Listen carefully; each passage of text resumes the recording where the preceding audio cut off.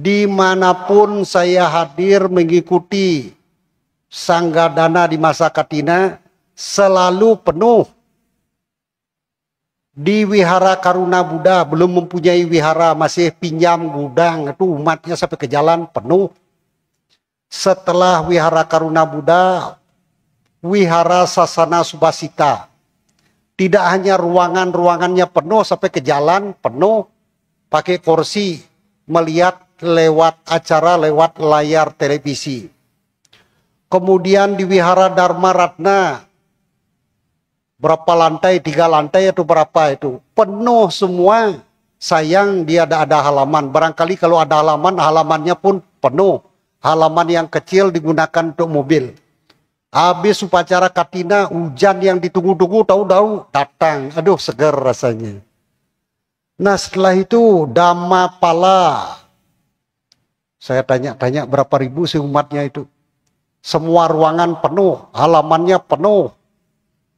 Bikin tenda-tenda. Oh, diperkirakan kalau menurut itu buku tamu sekitar 2000. Kalau keliru berapa itu? Ya itu paketnya kelihatan. Paket nasi kotaknya.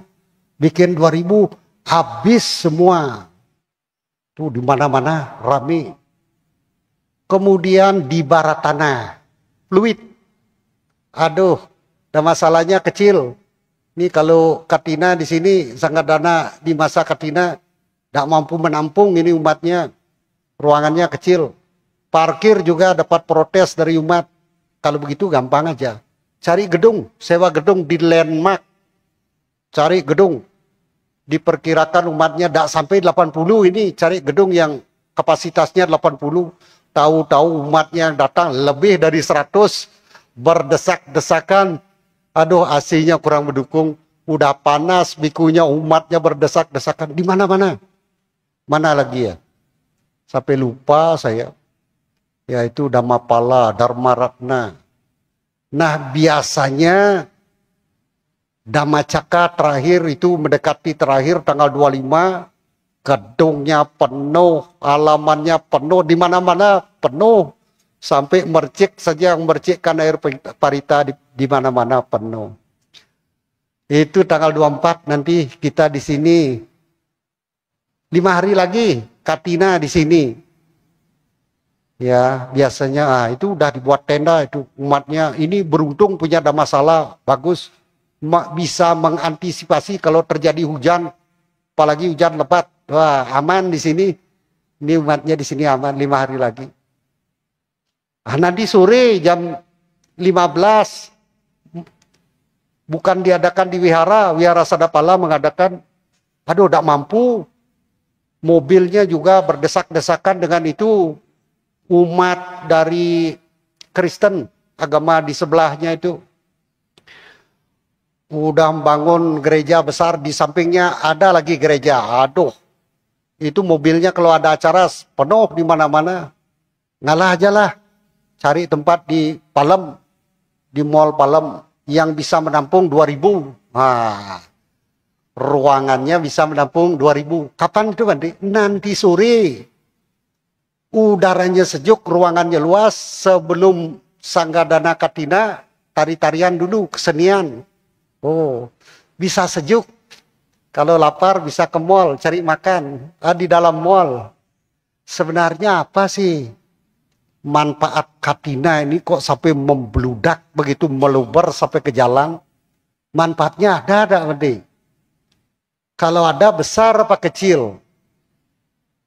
Kalau manfaatnya besar apalagi luar biasa, terus tolong dijelaskan manfaat apa yang luar biasa dari Katina itu sampai umatnya membludak seperti itu. Ya baiklah, kalau begitu Bantenya pagi ini dapat tugas menjelaskan manfaat yang luar biasa dari Sanggadana di masa Katina. Nah, sebelum kita menjelaskan manfaat yang luar biasa, Katina ini apa sih? Kalau tidak tahu dikira nama bulan, bulan Katina, bukan. Ya, bukan bulan, itu Katina. Bulan Katika ada. Nama-nama bulan di zamannya Sang Buddha ada 12. Ya, mulai bulan Cita, Wesaka, Jeta, Asala, Sawana, Potabada, Asayuya, Katika. Katika ini jatuhnya ya bulan sekarang ini. Antara Oktober, November. Kalau di India masih hujan. Udah mendekati, hujannya sudah mendekati jarang-jarang, tidak begitu deras. Indonesia sekarang mulai hujan. Hujan dikit udah menggenang, pembuangannya tidak ada kan menggenang airnya. Terus bagaimana menghibur diri ini supaya tidak menimbulkan kesel melihat jalan dipenuhi dengan air. Ini tempat cuci mobil gratis, ini saya bilang begitu, hilang, keselnya hilang. Ya, baik, kita kembali lagi ke Katina. Katina, apa arti katina? Katina artinya alat untuk membuat, apa ini yang dipakai sama bandenya? Oh, 100 besar lagi plus. Nah, itu katina itu alat untuk membuat jubah. Atau disebut katina ini bagan untuk membuat jubah. Atau katina ini disebut kerangka untuk membuat jubah. Saya tidak pernah melihat katina, alat untuk membuat jubah secara langsung. Ini loh katina, berarti tidak pernah. Di buku juga tidak pernah diperlihatkan begini bentuknya katina, tidak. Nah, katina ini terbuat dari kayu atau bambu. Kalau bentuknya jubah ini segi 4 panjang, panjangnya 3 meter kurang 1 senti, lebarnya tingginya 2 meter kurang 1 senti. Nah, bisa dibayangkan katina itu bentuknya seperti itu, segi 4 panjang.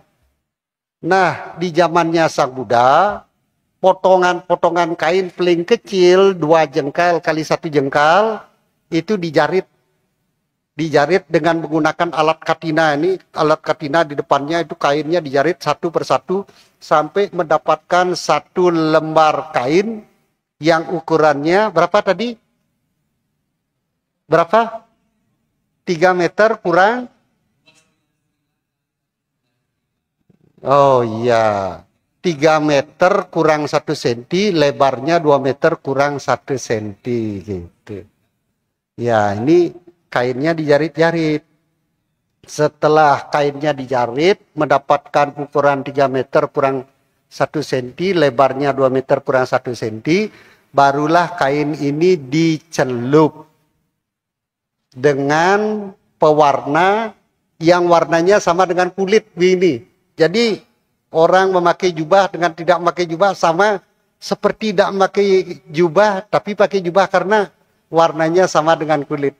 Barangkali jubah ini warnanya sama dengan kulit orang India pada waktu itu. Ya, tapi ada yang cerah, model Thailand, ada yang kuning, model Myanmar, ada yang seperti merah. Ya, Myanmar dingin gitu, kulit orang merah gitu ya. Dipilih jubah berwarna merah. Nah, setelah potongan-potongan kain dijarit dengan menggunakan tangan, tapi tangannya pegang jarum. Dan ada benang. Nah, setelah mendapatkan 1 lembar kain dengan ukuran 3 meter kurang 1 senti, nah ini kainnya dicelup. Pernah ada pertanyaan, kenapa ukurannya dikurangi 1 senti? Panjangnya dikurangi 1 senti, lebarnya dikurangi 1 senti. Kenapa? Ya, jawabannya di zamannya Sang Buddha, Guru Agung kita, ukuran tidak menggunakan senti, tapi menggunakan ini, jengkal. Jengkal. Beliau membuat ukuran panjang 9 jengkal. Panjangnya, lebarnya 6 jengkal. Nah, Guru Agung kita ini setelah diukur jengkalnya 33,22 cm. Nah, sekarang pertanyaannya 33,22 kali 9 jengkal sama dengan berapa Bapak Ibu? Ini seperti matematik, wah ambil kalkulator gampang. Ini bukan matematik, seperti matematik. 9 kali 33,22 cm berapa Bapak Ibu? 100. Dia ingat, dia catat ceramah saya, dia dengarkan dulu. Sebab besok pada Kemawiro ceramah, barangkali ini ceramahkan, dia dengar dulu. Akhirnya dapat nilai 100 plus. Bagus ya. Ini ukurannya 9 jengkal. Nah, jengkal guru agung kita ini setelah diukur dengan senti 33,22 cm. 9 kali 33,22 cm ketemunya 299. Tidak ada pakai matematik ya, cuma mendengar gitu aja ya. Kalau lebarnya sudah 6 kali 33,2, 2 meter kurang 1 cm ya itu. Itu kan jubah tuh Bante. Manfaat buat kami ini sebagai umat berdana itu apa Bante? Ngapain Bante ngomongin jubah? Saya kan tidak pakai jubah, Bante baru menggunakan jubah. Iya, manfaatnya itu apa? Manfaat yang luar biasa itu katanya. Keuntungan apa yang kami dapat dari berdana? Sering-sering ada yang mengatakan itu, wah ini panen, bikunya panen nih masa katina, dana jubah, dana parsel, dana yang lain-lain ya. Bukan ya. Karena hukumnya hukum sebab akibat. Setiap orang menanam, setiap orang menerima akibat dari apa yang dia lakukan. Jadi kalau para biku itu panen, dia hanya menerima akibat dari apa yang dia tanam. Hukumnya hanya segitu aja. Kalau kita tanam yang baik, buahnya baik, otomatis bahagia. Kalau kita tanam yang tidak baik, buahnya otomatis tidak baik. Ini hukum yang ditemukan oleh guru agung kita ketika beliau mencapai penerangan sempurna di bawah pohon Bodhi. Ya, hukumnya sebab akibat. Tidak bisa ditawar-tawar. Perbuatan buruk membunuh, perbuatan buruk. Mencuri, perbuatan buruk. Kamesu, perbuatan buruk. Musawadah, perbuatan buruk. Berbohong. Musawadah ini ada 4. Apa saja Bapak Ibu? Yang 4 ini. Musawadah, 1 berbohong, 2 kata-kata kasar, kebun binatangnya keluar semua, ucapan kasar, omong kosong, tidak ada isinya, yang penting banyak ngomong, kemudian fitnah, adu domba. Nah ini musawadah yang 4 ini. Kalau tidak ngomong hanya ngetik-ngetik begitu di WA itu bagaimana Bante? Menyebabkan perpecahan dan lain sebagainya. Ucapan kasar sama juga. Kemudian yang kelima, tidak minum minuman keras. Es batu minuman keras? Ketawa. Es batu bukan minuman keras ya. Tunggu sebentar, nanti dia cair. Es batu bukan minuman keras. Minuman keras kalau diminum jadi teler, istri cantik dekat jotos gitu, giginya lepas doang. Besoknya pagi-pagi hilang mabuknya. Gigi kemana? Kemarin mabuk. Terus jotos saya, gigi saya hilang begini 2, kan ompong jadinya. Istri cantik, kalau ompong mana cantik. Itu gara-gara minum minuman keras, mabuk-mabuk. Pernah terjadi ketika saya tugas di Makassar jadi samanera. Pagi-pagi baca koran, 2 tukang beca, 1 meninggal dunia, 1 pindah alam, yang 1 pindah alam, yang satunya lagi masuk ke dalam bui. Loh, kenapa begitu? Saya baca lagi, tahu-tahu yang 1 mabuk. Sama-sama minum, yang 1 sudah mabuk, yang satunya belum. Yang sudah mabuk omongannya ngoceh-ngoceh, temannya dijelek-jelekkan, marah.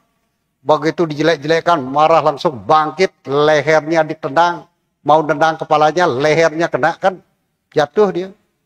Dikira pingsan, besoknya datang intelnya mencari. Siapa yang namanya si isi ini? Cari, tangkap. Loh kenapa Pak saya ditangkap? Kemarin minum ya? Ya saya minum. Menyambut tahun baru saya kan minum minuman keras. Tahu tidak temannya di mana sekarang? Tidak tahu, saya tendang kemarin lehernya, tahu-tahu tidur dia. Ya itu, pindah alam dia, itu gara-gara minuman keras. Dua-duanya pindah Yang satu meninggal dunia, yang satunya masuk jeruji besi. Nah itu gara-gara melanggar 5 sila. Oleh karena itu kita patut mempraktekkan 5 sila ini. Tidak membunuh. Nyamuk bagaimana? Tak, pukul begitu. Membunuh juga.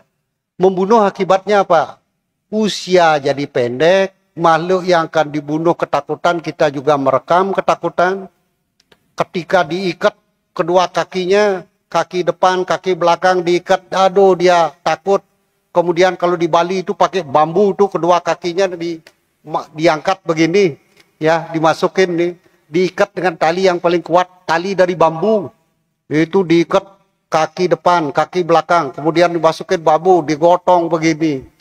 Walaupun teriak-teriak tetap ditusuk lehernya sampai keluar darahnya sampai mati. Setelah meninggal dunia baru disiram tubuhnya dengan air panas supaya bulu-bulunya dikerok pakai batok kelapa itu bisa ngelupas. Setelah bulunya habis, ini perutnya lagi dikeluarkan. Setelah perutnya dikeluarkan, dipotong-potong dagingnya digoreng, diisi garam. Yang makan lagi ketawa-ketawa, kurang garam dikit ya. Itu daging tubuh saya digoreng, taduh dimakan tubuh saya. Di Bali sering-sering terjadi. Babi guling, babi yang masih muda itu setelah dipotong, ditusuk dari pantat sampai ke mulut. Setelah itu dipanggang, perutnya diisi bumbu-bumbu, diisi daun ketela pohon, diisi bumbu lengkap itu. Setelah itu dipanggang. Ketika dipanggang pagi-pagi jualan jam 6, jam 7, dia panggangnya jam 2 pagi, itu sering-sering mendengar orang suara menangis. Kok bisa ada suara orang menangis? Sering-sering saya kalau manggang babi guling ini pedagangnya bilang begitu, bukan saya ya. Pedagangnya bilang begitu. Sering-sering ya ketika malam hari saya mengguling babi guling itu, sering saya mendengar orang menangis gitu. Dia tidak tahu yang meninggal dunia lahir jadi makhluk halus. Dia melihat tubuhnya dipanggang begitu sedih. Aduh, kenapa tubuh saya dibakar seperti itu? Ya, lahir jadi makhluk peta. Ya, lahir jadi makhluk peta. Kalau lahir jadi manusia, tidak tahu dia. Ya, tidak tahu kalau lahir jadi manusia. Kalau lahir di alam dewa, ya tahu dia. Aduh, kejam. Setelah membunuh, dibakar lagi. Setelah dibakar, ketawa-ketawa lagi makan kulit saya. Renyah, kulitnya enak, manggut-manggut. Aduh, ngelantur lagi ini. Manfaatnya mana, Bandi? Ya, baiklah. Kalau begitu, udah 30 menit nih ngomongin babi guling, ngelantur ke sana sini. Manfaatnya aja, Bandi. Saya dari tadi nunggu itu. Ya, baiklah. Sang Buddha mengatakan dalam bahasa Pali seperti ini. Manasika ca sampati dewa loke ca iyarati ya ca nibbana sampati sabba metena labati, yang artinya kekayaan di alam manusia, kesenangan di alam dewa, dan pencapaian nibbana, seketiga pahala ini diperoleh kalau kita memiliki yang namanya harta karun berupa kebajikan. Kalau ingin jadi orang kaya harus memiliki ini, satu ini. Apa yang satu ini? Harta karun berupa kebajikan. Kalau ingin lahir di alam dewa, jadi bidadari, cantiknya luar biasa. Sudah cantik, aromanya segar, wanginya segar. Para dewa tertarik sama dia. Jadi rajanya bidadari. Harus memiliki harta karun yang namanya berupa kebajikan. Kalau ingin mencapai kebahagiaan tertinggi, nibbanang paramangsukan. Kebahagiaan tanpa duka. Tidak ada kecewa, tidak ada rasa takut, was-was, khawatir. Semua penderitaan padam, yang ada hanya kebahagiaan tertinggi, harus memiliki yang namanya harta karun berupa kebajikan. Aduh, di mana cari, Bandi? Di mana? Di puncak gunung, di dalam gua, di dasar laut, di atas langit. Bukan. Terus di mana carinya, Bande? Kalimat berikutnya Sang Buddha mengatakan, tempat mencari harta karun berupa kebajikan.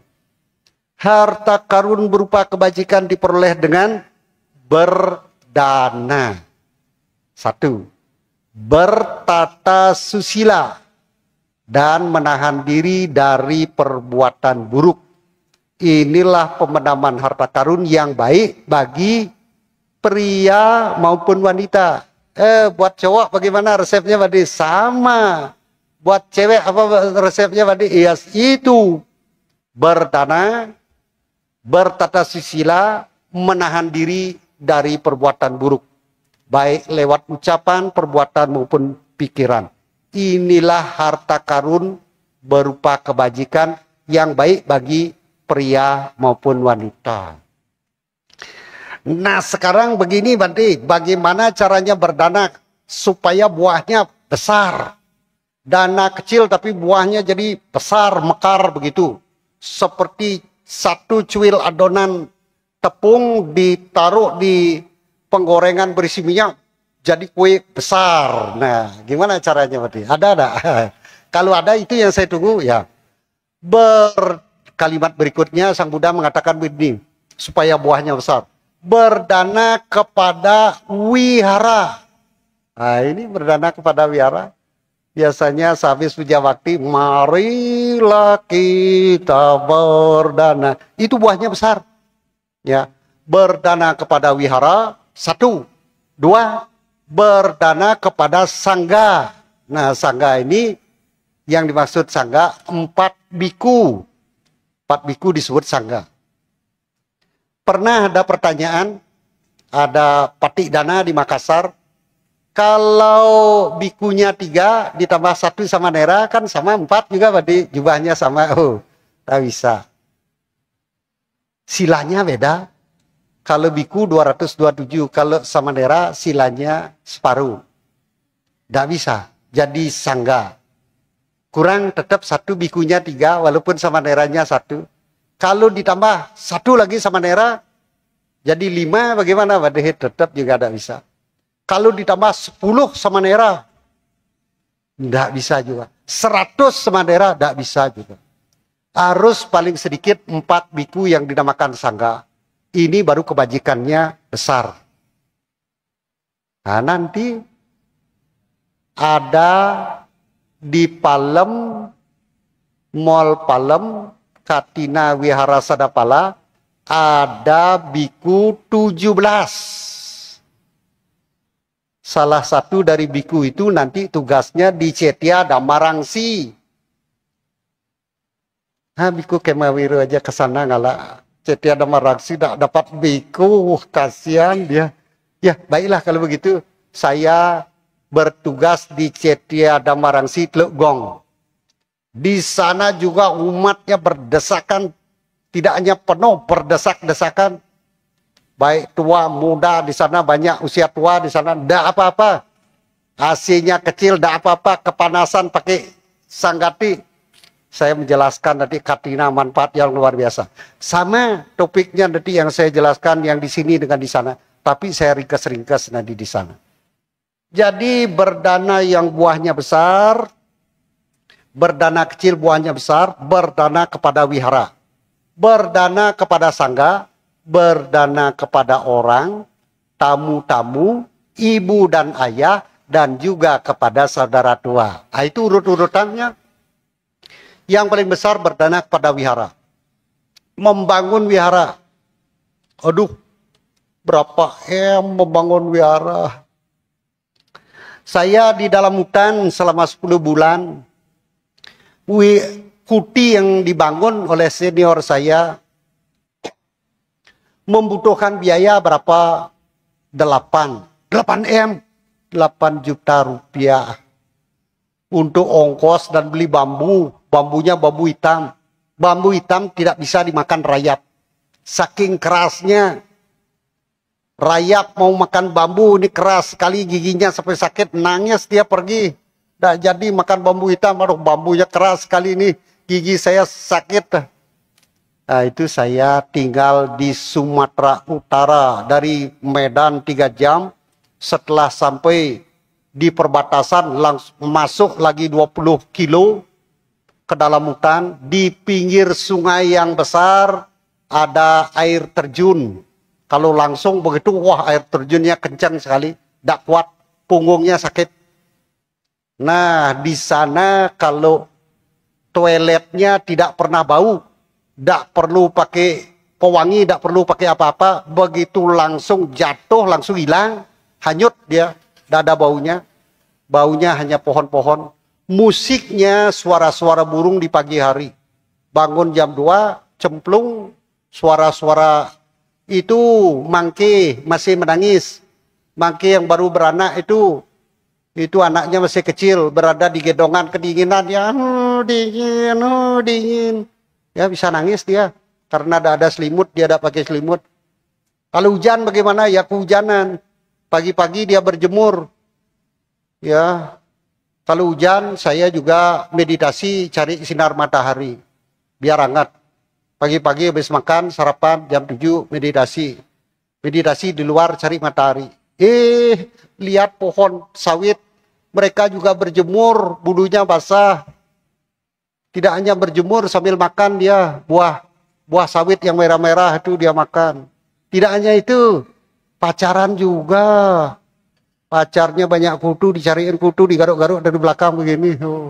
Oh iya. Itu semua membaca alam ya, membaca alam. Banyak cerita tentang alam di sana, alam, binatang, burung dan lain sebagainya. 10 bulan pun di sana betah. Walaupun nasinya pas-pasan, sampai butir terakhir dikerok-kerok sampai habis. Sayurnya penuh dengan cabai yang kecil-kecil itu, aduh, bulu panas, dorong pakai nasi, makan sayur, bulutnya panas, didorong pakai nasi. Lauknya paling telur 1, kadang-kadang separuh. Atau kalau udah ikan goreng. Seminggu sekali umat dari Medan datang, wah dapat babi kecap. Seminggu sekali bisa pesta, oh, segar tubuhnya ya. Makanan kota datang, umatnya datang. Dia bisa menikmati alam, udara segar. Biasanya pangsen. Saya juga dapat kebagian makanan yang hoce. Dia makan, ya sore-sore baru pulang. Ya, aduh, ngelantur lagi ini, maaf ya. Sampai di mana ceritanya tadi? Oh, iya. Iya. Iya, Katina. Manfaat Katina berdana kepada wihara. Jadi, membangun kuti tidak harus besar-besar, ya. Di zamannya Sang Buddha membangun kuti tidak pakai duit sepeser pun. Pakai apa? Pakai kapak, pakai gergaji, pakai yang lain-lain, beliung dan lain sebagainya. Potongnya, pohonnya dipotong, bambunya dipotong, ditancapkan di tanah. Atapnya dari daun-daun, lantainya gimana Bante? Ya ditambahi tanah supaya tidak becek. Setelah diratakan ditaburi pasir. Setelah ditaburi pasir lalu tikar. Udah jadi kuti, silakan ditempati Bante. Dindingnya ya dari bambu juga, dari daun-daun. Udah jadi, tidak pakai duit sepeser pun. Itu berdana kuti, buahnya besar luar biasa. Tinggal diperbesar saja jadi wihara, ada masalah. Tidak perlu pakai AC. Saya 10 bulan di dalam hutan tidak pernah pakai AC. Kedinginan, AC-nya terlalu kencang, itu banyak bolongnya. Dindingnya dari bambu yang tempel begitu, bolongnya banyak. Tapi nyamuk tidak bisa masuk. Sirkulasi udaranya bagus. Udaranya segar. Tiap hari menghirup udara alam. Wajahnya jadi segar. Tubuhnya jadi segar. Padahal makanannya apa adanya. Tiap hari ya nasi itu aja, telur, nasi telur, keledak, nasi ikan. Udah beruntung itu. Ya. Ngelantur lagi ngomongin makanan. Ya, berdana kepada wihara, berdana kepada cetya, berdana kepada sangga, kepada orang, tamu-tamu, ibu dan ayah, dan juga kepada saudara tua. Itu urut-urutannya yang paling tinggi. Kenapa berdana kepada sangga buahnya besar?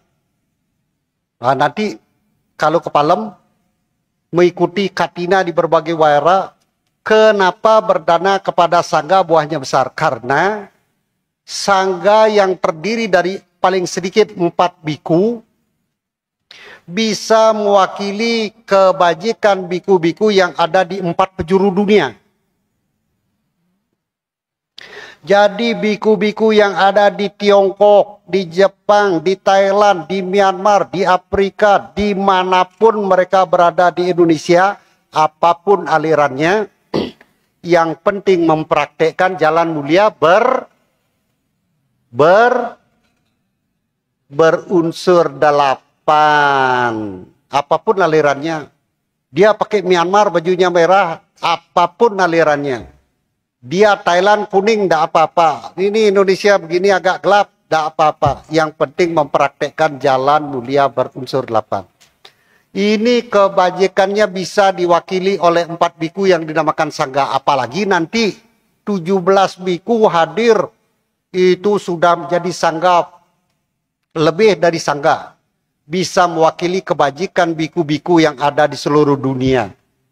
Jadi yang hadir nanti Bapak Ibu melihat 17 biku itu backgroundnya biku yang ada di seluruh dunia. Saya berdana kepada 17 biku, bukan backgroundnya itu tidak kelihatan kebajikannya yang mendukung, membackup itu biku yang ada di seluruh dunia. Tidak hanya biku yang ada di seluruh dunia, 4 penjuru juga 3 zaman. 3 zaman ini apa? Lampau, sekarang dan akan datang. Para Buddha-Buddha yang lampau, para arahat yang lampau, kebajikannya bisa diwakili oleh 4 biku yang dinamakan sangga. Arahat Buddha yang sekarang, era Buddha Gotama, para arahat sekarang bisa diwakili oleh 4 biku yang dinamakan sangga. Arahat-arahat yang akan datang, Buddha-Buddha yang akan datang, masa bisa belum kelihatan. Karena apa? Karena sama, prakteknya sama, jalan mulia berunsur 8. Tujuannya sama, prakteknya sama, tujuannya hanya satu, mencapai kebahagiaan tertinggi tanpa duka. Nibanang paramangsuka, tujuannya sama. Jadi 4 biku bisa mewakili kebajikan biku-biku lampau, sekarang, yang akan datang. Nanti bergetar. Tidak hanya nanti tanggal 24 Bapak Ibu merasakan di sini getarannya beda. Itu para dewa kalau hadir itu getarannya beda. Penceramahnya saya tidak tahu nanti tanggal 24 di sini siapa. Bade Sukemo. Bante banyak warung. Wah, luar biasa. Lagi pelan-pelan ngomongnya itu. Satu persatu kata-katanya keluar, tapi mantap beliaunya. Nah itu, ya. Jadi berusaha. Manfaat apa lagi Bade? Katanya yang besar luar biasa tuh. Harta karun berupa kebajikan tidak bisa hilang, tidak bisa dirampok oleh pencuri. Ya, perampok tidak bisa merampok. Satu-satunya yang bisa dibawa ke kelahiran-kelahiran berikutnya, harta karun berupa kebajikan akan dibawa saat ia meninggal dunia. Itu manfaatnya, banyak sekali. Manfaat yang lain apa, Bante? Manfaat yang lain yang kita butuhkan sekarang. Paras yang indah, suara yang merdu, perawakan yang menawan, rupa yang elok, kekuasaan menjadi penguasa, menjadi presiden. Kekuasaan dan pengikutnya banyak. Kekuasaan dan pengikut. Segala pahala ini diperoleh melalui harta karun berupa kebajikan. Tuh, paras yang indah maksudnya apa?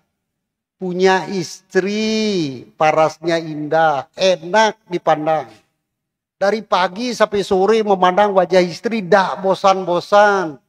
Walaupun tidak makan, dijamin lapar. Masak dari pagi memandangi wajah istri begitu. Tidak makan pasti lapar. Begitu pula istri. Suami punya istri, punya suami, wajahnya enak dipandang. Aduh, melihat wajah Koko udah senang rasanya. Dari pagi sampai sore juga memandang wajah Koko. Tidak bosan-bosan. Itu ya itu. Paras yang indah. Suara yang merdu, enak didengar suaranya. Siapa penyanyi yang enak suaranya didengar sekarang?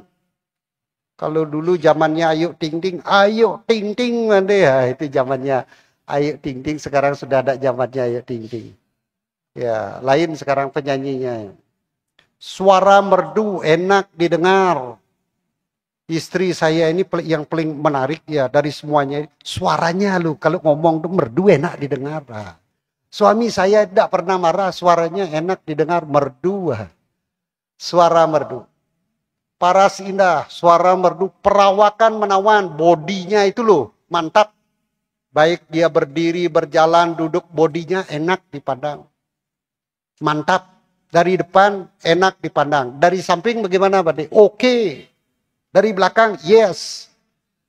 Ya, dari mana aja dipandang, enak dipandang ya. Nah, itu bodinya mantap. Ya. Selain wajahnya, bodinya juga lihat jalannya, aduh ngiler. Bodinya dari samping, belakang, dari mana aja dilihat. Nah itu, karena harta karun berupa kebajikan. Kekuasaan dan pengikut, menjadi penguasa wilayah, menjadi camat, menjadi lurah, menjadi gubernur, menjadi bupati, menjadi pejabat tinggi, menjadi presiden. Apalagi jadi presiden, harus banyak melakukan kebajikan. Tiap hari itu mikir bagaimana Indonesia maju. Apa yang dikembangkan. Bagaimana membuat Freeport masuk ke Indonesia, sudah. Bagaimana membuat smelter, sudah. Bagaimana membuat bandara-bandara yang baru. Bagaimana membuat bandara yang lama jadi bagus. Bagaimana membuat dermaga. Bagaimana membuat jalan. Semuanya itu sekarang sudah mulai dipikirkan bagaimana membuat listrik surya, sel matahari. Supaya kalau di darat ini penuh nanti. Gampang. Indonesia penuh dengan lautan. Di laut bikin sel matahari. Luas sekali. Ini danaunya bagaimana ini danaunya? Danau supaya tidak ditubuhi enceng gondok. Isi sel matahari. Oh, nanti listriknya banyak sekali. Kalau sudah zaman mobil listrik. Wah itu udah pada pusing di luar negeri mikirkan Indonesia. Aduh Indonesia bahan baku baterainya banyak sekali dia punya. Ternyata Indonesia ini orang kaya semua. Ya itu di Freeport orang Irian kulitnya hitam, tidak pakai celana, tidak pakai baju, menyembunyikan emasnya yang banyak. Diketahui sama Amerika, ini emasnya banyak, ini menyembunyikan emas banyak sekali di bawah tanah. Ya, Freeport emasnya banyak sekali di sana. Ya, jadi penguasa, jadi presiden harus banyak tiap hari melakukan kebajikan, tiap hari melakukan kebajikan. Dunia mengakui. Presidennya senyum-senyum gitu. Iya, senang orang dekat. Oh, coba presidennya galak, wah takut. Kalau presiden senyum. Biku juga begitu. Biku marah-marah takut orangnya. Apalagi guru meditasi. Oh, wajahnya udah serem gini, muridnya udah pada gemetar. Belum interview aja udah gemetar. Jantung saya mau copot, mau ketemu interview. Kalau bisa, enggak usah lah pakai interview. Coba guru meditasinya senyum-senyum, ganteng lagi. Belum waktunya interview. Mau ketemu sama bikunya, mau ngobrol-ngobrol. Gitu. Ya, enggak boleh jadi guru meditasi marah-marah begitu. Ya, harus senyum gimana. Ada masalah yoginya ya dibuat masalahnya jadi hilang. Gitu. Ya, baru namanya guru meditasi. Orang buku-buku meditasi tebal-tebal dikeluarkan. Duh, saya melihatnya udah ngantuk. Sang Buddha mengajarkan meditasi itu bagaimana hanya satu kata. Teknik meditasi dari Sang Buddha itu. Sering-sering orang jarang melupakan ini. Satu kata teknik meditasi dari Sang Buddha apa? Sacita pariyodapana. Bersihkan hati, sucikan hati. Begitu hatinya suci, begitu batinnya bersih, sudah masuk tingkat kesucian pertama, sotapana. Ciri-cirinya bagaimana? Padam. Padam sekali, maga sotapana. Padam lagi sekali, pala sotapana. Udah aman. Goodbye, alam rendah, goodbye. Saya tidak mau ke alam rendah lagi, saya tidak akan terlahir lagi alam rendah. Ya, kalau belum mencapai tingkat kesucian pertama, walaupun setinggi apapun posisinya, sekaya apapun, alam alam rendah masih terbuka bagi orang yang belum mencapai tingkat kesucian. Alam neraka, alam peta, binatang, asura, alam rendah. Satu hari di alam dewa tawatingsa sama dengan 100 tahun di alam manusia.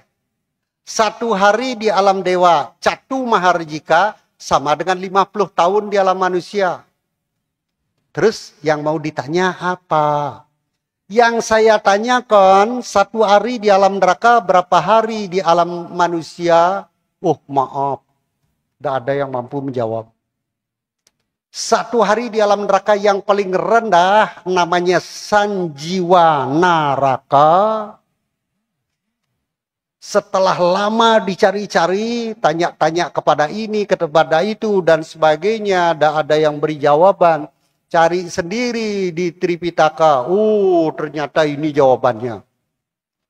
Satu hari di alam neraka yang paling rendah namanya Sanjiwa Naraka sama dengan 9 di alam manusia.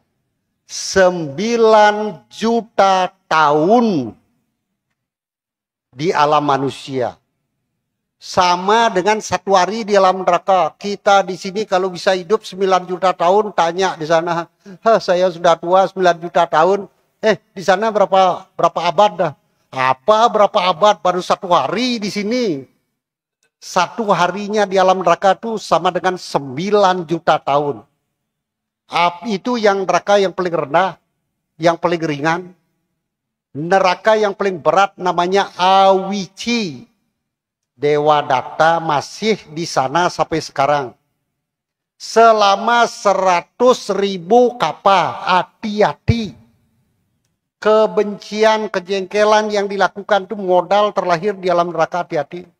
Keserakahan yang kita lakukan itu melanggar 5 sila didasari atas loba, modal terlahir di alam alam peta 100 banyak depan. Melanggar 5 sila didasari kebencian, dosa, modal terlahir di alam neraka. Hati-hati. Anak-anak disuruh meditasi. SMP bisa 1 jam dah meditasi. Aduh, itu dia tidak menjawab. Aduh, setengah jam. Aduh, 15 menit. Ya kalau begitu duduk 15 menit. Coba duduk yang rileks, duduk rileks. Matanya dipejamkan, jangan lihat kiri karena pejamkan. Tubuhnya tidak boleh gerak-gerak, tidak boleh garuk-garuk, diam. Sudah diam tuh tinggal. Mau ke toilet dari tadi belum ke toilet. Buka pintunya bunyi, tutup lagi, plek. Begitu tutup, pintunya kaca, kan dari luar kelihatan anak-anak mulai hahe. Ambil ketawa-ketawa, kan tidak jadi saya ke toilet, masuk lagi saya. Begitu saya masuk, pantinya cepat sekali ke toilet. Belum sampai di toilet, masuk lagi, langsung tegak lagi begitu. Muridnya tegak lagi, diam gitu. Karena dia tegak, saya juga ikut tegak duduknya. Dia tidak marah. Loh, guru meditasi marah-marah, diketawai. Ini guru meditasi marah-marah. Wajahnya guru meditasi kok serem-serem gitu, menakutkan. Aduh. Guru meditasi Sang Buddha, guru meditasi para arahat, wajahnya enak dipandang. Umat di zamannya Sang Buddha paling senang ke Jetawana. Ngapain ke sana? Mau melihat wajah biku para arahat tuh wajahnya enak dipandang. Tidak senyum tapi wajahnya seperti senyum. Itu enak dipandang. Para dewa juga begitu. Para dewa biasa-biasa wajahnya senyum, enak dipandang. Ya. Nah itu. Nah karena dia tegak, saya juga ikut tegak begini diam. Tapi begitu saya menjamkan mata, ada yang buka mata satu. Begitu buka mata saya tanya. Marah apa tidak? Pertanyaannya apa, Bante? Pekerjaan apa yang paling ringan? Gampang tuh pertanyaannya. Nyapu, Bante. Ya bolehlah nyapu seharian di wihara ya semua dibersihkan. Waduh, Masuk nyapu seharian. Yang lain coba gimana? Pekerjaan yang paling ringan. Nah, ini nyuci piring mana nyuci piring? Iya ya boleh lah nyuci piring di dapur seharian. Aduh, seharian. Pernah tuh terjadi dari Bali. Oh, kerja di kapal pesiar. Keahliannya yang paling dia senangi nyuci piring. Wah, gampang nyuci piring. Cuma gini aja bersih. Oh, dia lamar jadi tukang cuci piring. Lamarannya diterima, berangkatlah dia, dapat tiket. Begitu sampai di kapal pesiar, tugas nyuci piring, datang piringnya satu truk. Piring yang bau-bau 2 hari 3 hari, aduh muntah-muntah dia. Langsung pulang dia. Aduh, berat semua pekerjaan. Nggak ada pekerjaan yang ringan gitu Bante, biar besar hasilnya. Nah itu udah. Duduk yang tenang, yang rileks, otaknya tenang, tubuhnya tenang, sehat, begitu ada Bante? Itu udah yang disebut meditasi. Duduk yang tenang, yang rileks, batinnya bahagia, itu namanya meditasi. Semua gangguan dibuang, gangguan jasmani dibuang, gangguan pikiran dibuang, tinggal buang saja. Tugasnya satu, ingat makanan hauce, buang. Oh ini orang yang dicintai, buang. Loh, buang gimana? Berarti nanti pacar saya hilang. Enggak, cuma buang gangguannya dalam pikiran. Nanti selesai meditasi ya ketemu ya. Wih, kok tambah cerah ya wajahnya. Nah, tuh. Itu gara-gara meditasi, praktek sila, wajahnya semakin bersih, makin bersinar. Duduk rileks. Tapi saya kalau duduk bersila sakit Bante. Loh, siapa yang nyuruh? Pakai kursi boleh ada Bante? Boleh. Pakai kursi boleh. Duduk pakai kursi gini saya bisa bertahan lama? Ya boleh.